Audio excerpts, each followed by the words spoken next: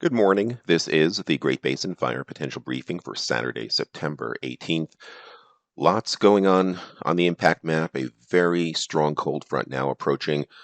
Strong winds where you see both the orange gusts to 35 miles per hour and gusts near 45 miles per hour further north and west in the purple shade.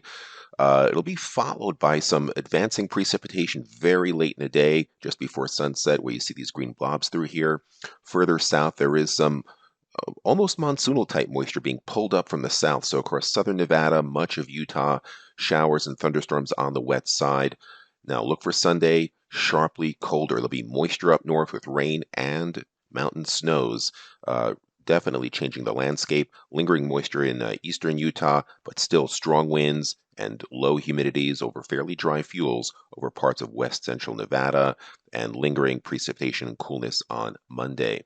Our smoke forecast near the surface and aloft, mainly affected by the fires in the southern Sierra.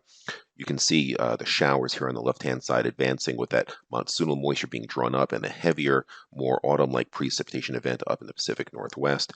And we are getting some lightning. Fortunately, it is on the wet side across southern areas. Initial attack fairly light today. Precipitation past 7 days has been fairly light as well. Some isolated thunderstorms over northern Nevada, northern Utah, but a lot of those lighter shades of blue are just a couple of hundredths of an inch to nothing. The ERCs, kind of a mix, and they're going to be in a state of flux. Our driest areas right now are across the mountains of central Idaho, drying out also rapidly across western Nevada. It has been drying down south, but these are yesterday afternoon's readings. A lot of these will be turning yellow and green across southern Nevada and much of Utah during the course of the day. And that big change is a result of this deep low pressure area with moisture over the Pacific Northwest. But notice this cloud cover here across parts of Nevada and Utah. That's moisture being drawn up into that system, and this trough is wringing out that moisture. So widespread, fairly light precipitation, but light precip over several hours is good enough to really moisten fuels, sometimes even better than a brief heavy thunderstorm. So for today, we see that moisture being drawn up from Arizona into Utah and parts of eastern or southeastern Nevada. The deeper moisture in a well-defined front approaching northwest Idaho towards the end of the day. But before that happens, it'll be dry and windy up there. So we have a large area of high risk covering all of Idaho and into the northwestern part of Nevada. Further south, our fuels will definitely be moistening throughout the day. You can see the humidities in Utah in the 40% range, 20 to 25% across eastern Nevada, but then look how much drier it gets, single digits and teens further west and northwards. On the left-hand side, you see how strong these winds are. 40 to 50 mile an hour winds across parts of Nevada, where you see the purple shades. And even up here in Utah, although that'll be outflow boundaries for maybe some thunderstorms, but these winds will be affecting current incidents in Idaho, so we'll keep an eye on that. Today, gusts could approach 50 miles per hour.